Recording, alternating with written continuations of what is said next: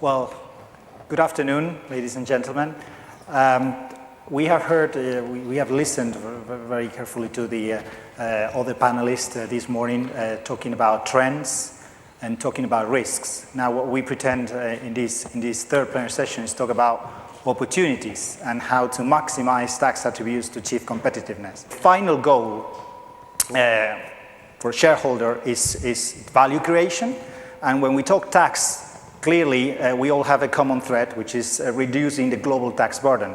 So, you know, the aim for tax directors in large multinationals is how to reduce global tax burden.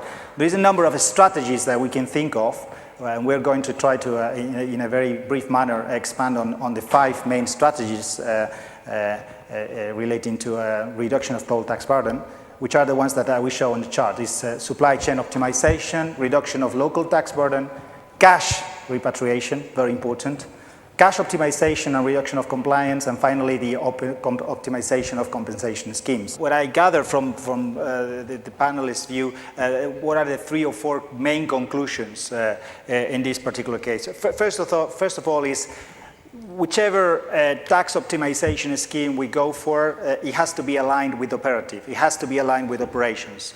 Tax does not go before business. Business comes first, and then taxes comes afterwards.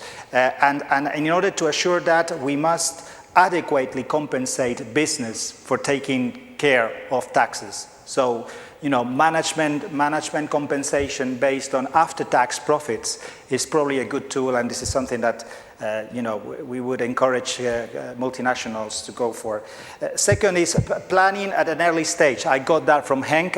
You know, if we want to do planning, we have to be coordinated, all different disciplines, you know, VAT, customs, compensation and benefits, transfer pricing. There has to be a coordinated team, and at the same time, it has to act from early stage. So it will not work if we enter too late into the game. And aligned with that is there has to be a common leadership. And this idea that Nacho was mentioning about the single point of contact is probably you know, a good example of what this means. Finally, we must not forget about cash. Cash is just as important and as effective tax management. So whichever design we must take into consideration lean cash streams, basically. And finally, and I take this from Jaime, is that you know, tax optimal compensations must help to achieve competitiveness in global mobility and motivation of key employees. So personnel is probably the most important factor when considering tax optimization. Thank you very much. Thank you very much for your help.